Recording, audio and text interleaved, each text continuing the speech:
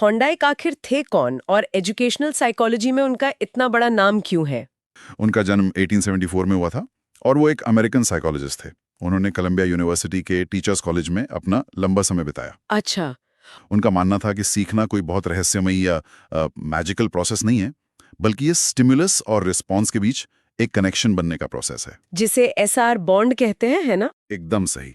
SR bond यानी stimulus response bond, यही connectionism का मूल आधार है। तो इस थियरी का मेन आइडिया यही है कि जब भी हमारे सामने कोई स्टिमुलस होता है, जैसे कोई सवाल या भूख, तो हम उस पर रिस्पॉन्स देते हैं। हाँ, और अगर उस रिस्पॉन्स का रिजल्ट अच्छा होता है तो दिमाग उस स्टिमुलस और रिस्पॉन्स के बीच एक तगड़ा बॉन्ड बना लेता है। इसमें कोई अचानक आने वाला यूरेका मूवमेंट नहीं होता। अच्छा, जैसे अगर हम इसे डेली लाइफ से जोड़ें, तो ये बिल्कुल साइकिल चलाना सीखने जैसा है। बिल्कुल सही एग्जाम्पल है। मतलब जब कोई पहली बार साइकिल पर बैठता है, तो वो ग्रेविटी या फिजिक्स के रूल्स थोड़ी ना कैलकुलेट करता है दिमाग में। वो बस बैठता है, लड़खड़ाता है और गिर जाता है। हाँ, और धीरे धीरे ट्रायल एंड एरर के थ्रू बॉडी समझ जाती है कि साइकिल लेफ्ट होके तो राइट साइड वेट डालना है। सही बात है, ये कोई लॉजिकल थिंकिंग नहीं है, बल्कि दिमाग और बॉडी के बीच एसआर बॉन्ड का धीरे धीरे मजबूत होना है। यानी सीखना एक झटके में नहीं होता, बल्कि इंक्रीमेंटल होता है। गलत रिस्पॉन्सेस कम होते जाते हैं और सही रिस्पॉन्स पक्के होते जाते हैं। तो अब यहाँ एक सवाल आता है कि थॉर्नडाइक ने इस एसआर बॉन्ड और ट्रायल एंड एरर प्रोसेस को प्रमाणित कैसे किया? और यहाँ एंट्री होती है उनके सबसे मशहूर और चतुर एक्सपेरिमेंट की, जिसे हम द पजल बॉक्स एक्सपेरिमेंट कहते हैं। ओहो yes, the famous cat in the puzzle box. Exam के पॉइंट ऑफ व्यू से ये कितना इंपॉर्टेंट है? बहुत ज्यादा। लगभग हर टीचिंग एग्जाम में इस पजल बॉक्स का जिक्र आता ही है। भूखी बिल्ली को इस बॉक्स के अंदर बंद कर दिया। भूखी बिल्ली ही क्यों? देखिए, यहाँ सेटअप का साइकोलॉजी समझना बहुत जरूरी है। बिल्ली का भूखा होना कोई इत्तेफाक नहीं था। ये भूख बिल्ली का मोटिवेशन थी, एक ड्राइव थी। हाँ, क्योंकि अगर पेट भरा होता तो वो शायद आराम से सो जाती वहां। सही पकड़ा। और बॉक्स के ठीक बाहर उन्होंने एक मछली रख दी जिसे बिल्ली देख सके और सूंघ सके। ये मछली यहाँ स्टिमुलस का काम कर रही थी। तो अब बिल्ली अंदर है और खाना बाहर है। मैंने पढ़ा कि शुरू में बिल्ली ने कोई लॉजिकल तरीके से बिहेव नहीं किया, बल्कि पूरी अफरा तफरी मचा दी उसने। हाँ, यहाँ जो बात सबसे दिलचस्प है वो ये है कि बिल्ली ने किसी इंजीनियर की तरह बॉक्स का मैकेनिज्म एनालाइज नहीं किया। उसने लकड़ी को खरोचा, काटा, उछाल कूद की। जो कि उसके नेचुरल लेकिन उस सिचुएशन के लिए बेकार रिस्पॉन्सेज थे। बिल्कुल। लेकिन इस पूरी अफरा तफरी के बीच एकदम एक्सीडेंटल तरीके से गलती से उसका पैर एक लीवर पर पड़ गया। और खटाक करके दरवाजा खुल गया और बिल्ली बाहर आ गई। जी हाँ, और उसने मछली खा ली। अब आप खुद सोचिए, इस पहली सक्सेस में क्या बिल्ली ने कोई अकल लगाई थी? नहीं, ये तो प्योरली एक्सीडेंट था, एक तुक्का था। एग्जैक्टली।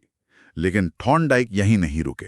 उन्होंने उस बिल्ली को वापस उठाकर बॉक्स में डाल दिया और इस बार उन्होंने स्टॉपवॉच से टाइम नोट करना शुरू किया। तो क्या दूसरी बार बिल्ली सीधे लिवर दबाती है? नहीं, दूसरी बार भी उसने वही खरोचने और काटने वाली हरकतें की, लेकिन इस बार लिवर तक पहुंचने में उसको पहले से थोड़ा कम टाइम लगा। ओहो, यानी जैसे जैसे ट्रायल्स बढ़ते गए टाइम कम होता गया। बिल्कुल। उन्होंने इसे 20 बार दोहराया। टाइम का ग्राफ धीरे धीरे नीचे आता गया। हालांकि ये सीधी लाइन में नहीं गिरा। मतलब कभी 3 मिनट लगे, कभी 1 मिनट और फिर 2 मिनट, है ना? हाँ, वेव की तरह। लेकिन एक पॉइंट ऐसा आया जब बिल्ली को बॉक्स में रखा जाता और वो बिना कोई फालतू हरकत किए सीधे लीवर दबाती और बाहर आ जाती। वेट, सच में? उसने बाकी सारी हरकतें बिल्कुल छोड़ दी? पूरी तरह से। और यही वो पॉइंट था जिसने साइकोलॉजी की दिशा बदल दी। थॉर्नडाइक ने प्रूफ कर दिया कि बिल्ली ने रीजन नहीं समझा था, बल्कि उसके नर्वस सिस्टम ने उस बॉक्स और लीवर दबाने के बीच एक स्ट्रॉन्ग एसआर बॉन्ड बना लिया था, जिसे हम ट्रायल एंड एरर कहते हैं।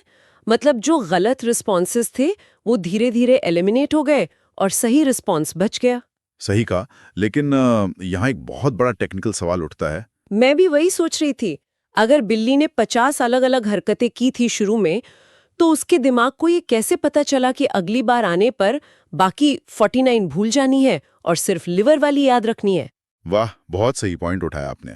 ये फिल्टरिंग कैसे होती है, यही चीज हमें थॉर्नडाइक के प्राइमरी लॉज ऑफ लर्निंग की तरफ ले जाती है। ओह यस, ये प्राइमरी लॉज एग्जाम पर्सपेक्टिव से कितने जरूरी हैं? मैं तो कहूंगा कि द मोस्ट इंपॉर्टेंट है। सीटेट हो या केवीएस, हर पेपर में इन 3 रूल्स पर सवाल बनते हैं। तो थॉर्नडाइक ने समझा कि सिर्फ गलती होना काफी नहीं है, गलती के बाद जो होता है वही आदत बनाता है। इसलिए उन्होंने 3 प्राइमरी लॉज दिए। तो पहला नियम कौन सा है? पहला है तत्परता का नियम, यानी law of readiness. Law of readiness. इसका बेसिक मतलब है सीखने के लिए मेंटली और फिजिकली तैयार होना। बिल्कुल। थॉर्नडाइक के अनुसार जब हमारा नर्वस सिस्टम किसी काम को करने के लिए रेडी होता है और उसे वो काम करने दिया जाए तो एक सेटिस्फैक्शन मिलती है। और अगर दिमाग रेडी नहीं है और जबरदस्ती सिखाया जाए तो फिर सेटिस्फैक्शन की जगह अनॉयंस या झुंझलाहट पैदा होती है। इसको हम एक सिंपल क्लासरूम एग्जाम्पल से समझ सकते हैं। जैसे अगर टीचर क्लास में आता है और आते ही बिना किसी कॉन्टेक्स्ट के अलजेब्रा के इक्वेशंस बोर्ड पर सॉल्व करने लगे तो क्या होगा? बच्चे कुछ नहीं सीखेंगे, क्योंकि उनका दिमाग अभी पिछले पीरियड के खेलकूद में ही अटका हुआ है। वो मेंटली उस हेवी टॉपिक के लिए तत्पर या रेडी नहीं है। हाँ, यानी आप प्रैक्टिकली बच्चे में उस सब्जेक्ट के लिए एक चिढ़ पैदा कर रहे हैं। तो एक टीचर का पहला काम टॉपिक शुरू करना नहीं, बल्कि बच्चों में क्यूरियोसिटी जगाकर उन्हें रेडी करना होता है। बिल्कुल सही, एकदम परफेक्ट एग्जाम ओरिएंटेड एक्सप्लेनेशन। अब इसके बाद दूसरा नियम आता है लॉ ऑफ एक्सरसाइज, जिसे हम अभ्यास का नियम भी कहते हैं। जिसे law of use and disuse भी बोला जाता है ना? हाँ, इसका सिंपल मतलब ये माना जाता था कि आप जिस चीज का जितना ज्यादा प्रैक्टिस करेंगे, एसआर बॉन्ड उतना मजबूत होगा। ये लॉ ऑफ यूज है। और जिसकी प्रैक्टिस छोड़ देंगे वो बॉन्ड कमजोर हो जाएगा। यहाँ बात सच में बहुत दिलचस्प हो जाती है। इसका मतलब बिना फीडबैक के रिपीटिशन करने से कोई फायदा नहीं होता, एसआर बॉन्ड मजबूत नहीं होता। सही कहा, सिर्फ प्रैक्टिस जरूरी नहीं है, मीनिंगफुल प्रैक्टिस जरूरी है। तो जो हमारे स्कूल्स में रिट लिखवाने का सिस्टम था कि एक सेंटेंस को 50 बार कॉपी में लिखो, वो टोटली नॉन साइंटिफिक है, एकदम बेकार है। और इसी रियलाइजेशन ने थॉर्नडाइक को उनके तीसरे और सबसे इंपॉर्टेंट लॉ की तरफ पुश किया, जो है प्रभाव का नियम, यानी law of effect. Oh, law of effect. ये सबसे ज्यादा पूछा जाता है एग्जाम्स में। हाँ, लॉ ऑफ इफेक्ट कहता है कि किसी भी एक्शन का कॉन्सिक्वेंस यानी परिणाम ही ये डिसाइड करता है कि वो एक्शन फ्यूचर में रिपीट होगा या नहीं। अच्छा, मतलब अगर एसआर बॉन्ड का रिजल्ट सैटिस्फाइंग या रिवॉर्डिंग हो तो बॉन्ड मजबूत होगा, और अगर रिजल्ट अनकंफर्टेबल या पनिशमेंट वाला हो तो बॉन्ड वीक हो जाएगा। एग्जैक्टली। अब आप वापस उस बिल्ली और पजल बॉक्स के बारे में सोचिए। बिल्ली ने लीवर दबाने की हरकत को इसलिए याद नहीं रखा क्योंकि उसने उसकी बार बार प्रैक्टिस की थी, बल्कि उसने इसलिए याद रखा क्योंकि लीवर दबाने का इफेक्ट बहुत सैटिस्फाइंग था।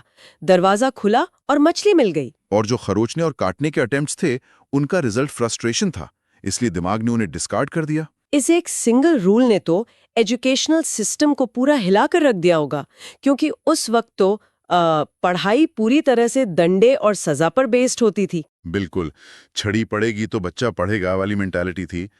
लेकिन थॉर्नडाइक ने डेटा के साथ शो किया कि पनिशमेंट से लर्निंग उतनी इफेक्टिव नहीं होती जितनी पॉजिटिव रीइंफोर्समेंट या रिवॉर्ड से होती है। सजा से बिहेवियर बदल सकता है, पर गारंटी नहीं कि सही सीख मिलेगी। सही कहा। तो ये थे 3 प्राइमरी लॉज, रेडीनेस, एक्सरसाइज और इफेक्ट। लेकिन इंसानों की लाइफ तो एक पजल बॉक्स जितनी सिंपल नहीं है। हम तो रोज अजीब सी सिचुएशंस फेस करते हैं। तो इसके लिए थॉर्नडाइक ने क्या एक्सप्लेन किया? देखिए, इस कॉम्प्लिकेटेड इंसानी लाइफ के लिए उन्होंने कुछ सेकेंडरी लॉज भी दिए, जो कि उतने ही इंपॉर्टेंट हैं, थोड़े कम वेल नोन जरूर हैं, जैसे multiple response, set of attitude और रिस्पॉन्स बाय एनालॉजी।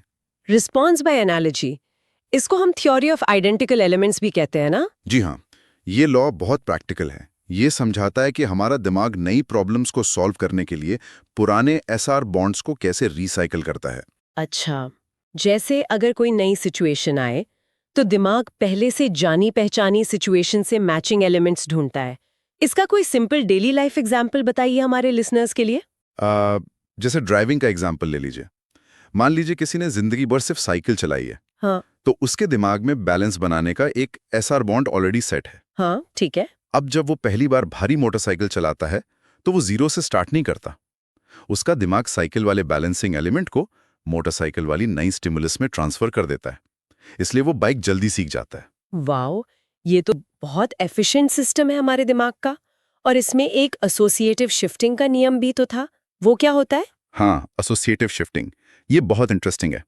ये बताता है कि कैसे हम किसी रिस्पॉन्स को एक स्टिमुलस से शिफ्ट करके दूसरी स्टिमुलस से जोड़ सकते हैं बड़ी चतुराई से। मैंने सोर्सेज में इसका एक एग्जाम्पल पढ़ा था जो सच में किसी मैजिक ट्रिक जैसा लगा मुझे।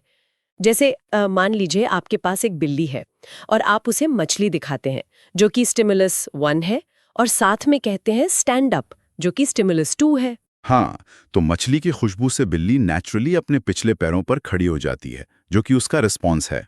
बिल्कुल।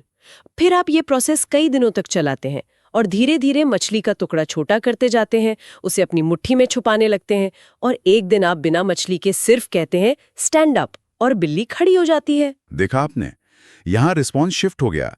खड़े होने का रिस्पॉन्स जो एक्चुअल में मछली से जुड़ा था, वो अब सिर्फ आपकी आवाज यानी स्टैंड अप पे शिफ्ट हो गया। ये तो एकदम पेवलोव की क्लासिकल कंडीशनिंग जैसा लग रहा है, घंटी और कुत्ते वाला। एकदम वही।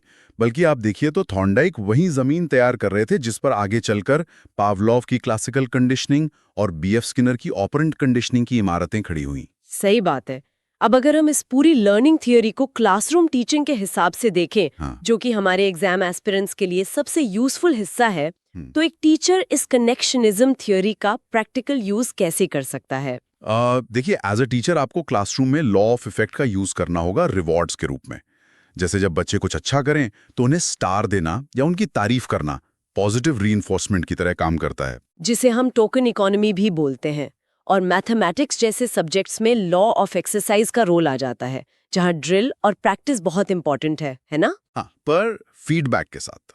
और सबसे बड़ा एप्लीकेशन लॉ ऑफ रेडीनेस का है कि नया टॉपिक पढ़ाने से पहले स्टूडेंट्स को मेंटली प्रिपेयर और मोटिवेट करना जरूरी है। तो इस सब का असल मतलब क्या है? सीधी सी बात है कि टीचिंग कोई जादू नहीं है, ये सही स्टिमुलस और सही रिवॉर्ड का एक साइंस है। सही कहा, लेकिन हम यहाँ इसकी लिमिटेशंस या क्रिटिसिज्म को इग्नोर नहीं कर सकते।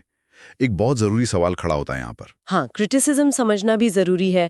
आखिर हर थ्योरी में कोई ना कोई लूप होल तो होता ही है। तो सबसे बड़ी आलोचना क्या थी इनकी? सबसे बड़ा इशू ये था कि क्रिटिक्स ने पूछा कि क्या इंसान सच में उस पजल बॉक्स में बंद बिल्ली की तरह ही सीखते हैं? ओहो, मतलब थ्योरी बहुत मैकेनिकल लगती है। स्टिमुलस आया, रिस्पॉन्स दिया, बस इतना ही। बिल्कुल।